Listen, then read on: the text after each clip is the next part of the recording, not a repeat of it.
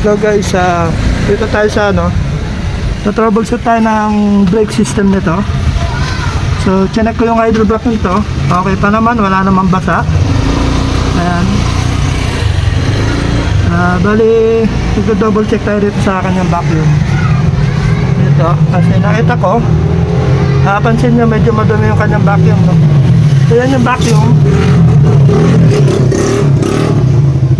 sa mga diesel truck, diesel engine katulad nito.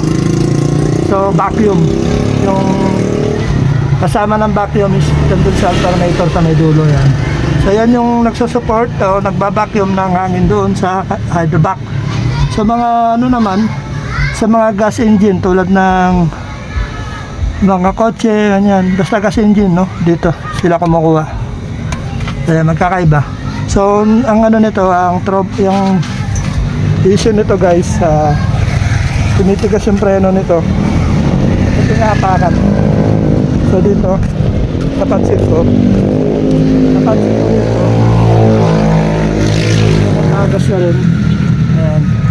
Ang kabilaan, so sa banda ron, basa din yung ating gulong. So indikasyon yon na meron din leak doon. So marami tayong babaklasin ngayon araw. Ayan, samahan niyo ako guys para i-share itong aking munting video. So dito tayo guys sa pagbaklas nito. So may makikita kayong pin dito, no? Ito. Ikutin nyo lang. Ayan. Tapat nyo lang. Bali may spring yan. Ayan. I-release natin to para makuha natin yung brake shoe. Ayan. So ayan. Ito yan. So ilalagay natin dito sa kanyang ibaba para hindi mabala. Ayan. Ilalagay natin dito.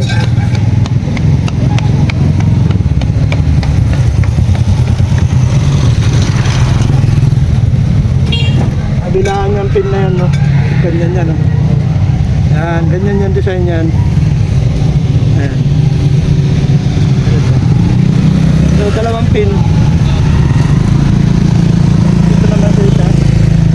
Ayan. Ganun din dito guys sa baba. Ayan.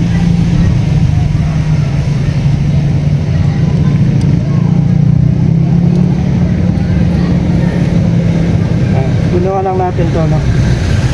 So kasi beginner lang ako. Ayan.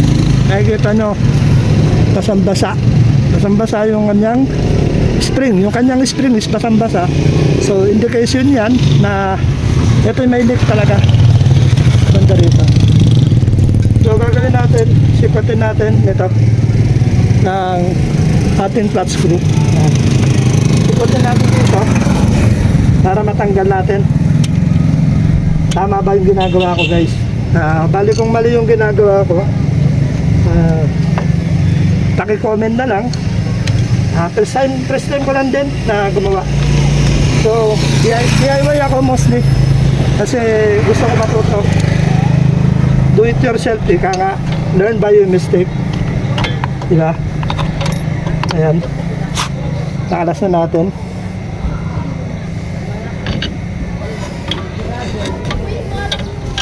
Ayun, nag-adjust ng konti dito, no? Napihit natin, nakikita nyo. Ayan, balik lang natin sa dating forma. Ito. So ito yung kanyang brake shoe. Ayan, no? So sa mga first time, yung kanyang spring is ganito yung forma, no? Ayan, ganyan.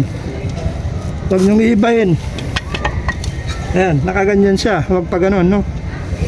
Ayan.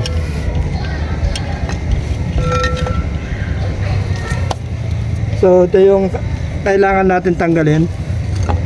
Baklasin natin to. Ayan.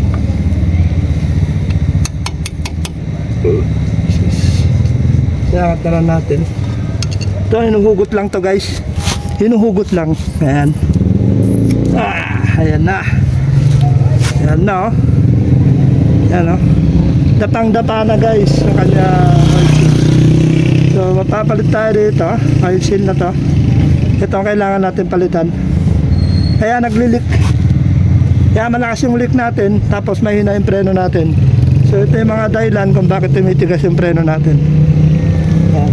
kabilaan yan guys. Ang pagtanggal yan, hinuhugot lang. Ayan.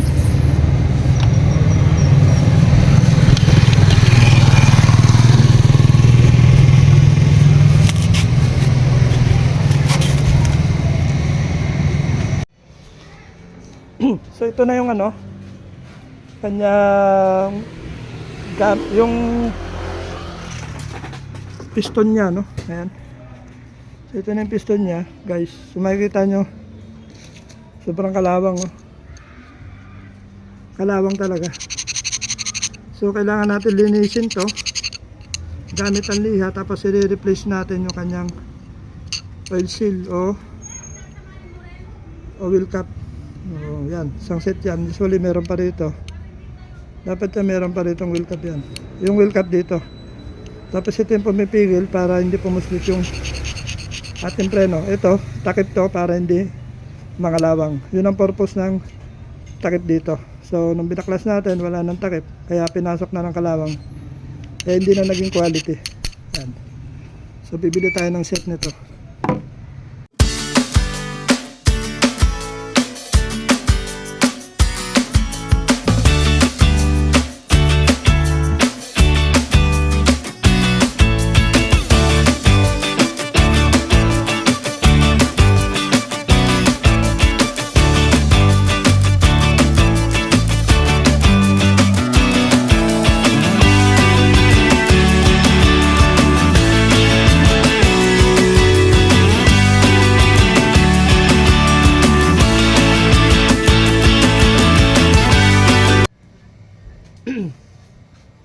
Dito na tayo guys sa paglagay naman nito.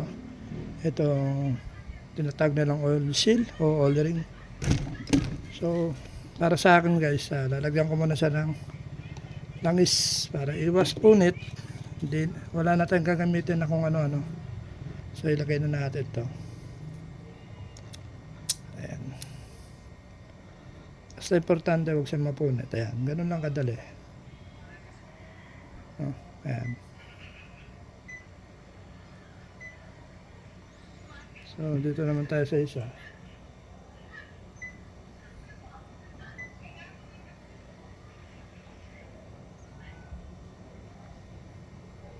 Ayan.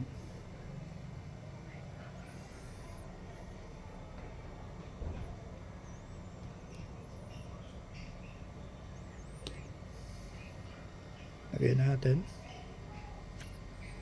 Importante rito hindi mapunit guys. Kasi para tayong walang ginawa pag napunit. Ayan. Ganyan lang.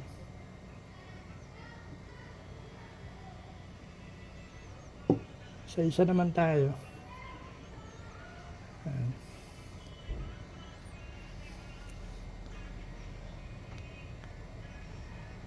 Ganyan natin. Tumalsik. Natin buhangin.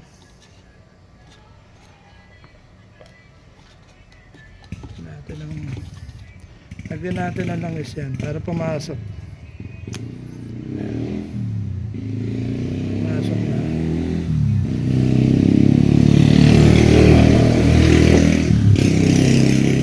Ito naman tayo sa isa. Yan.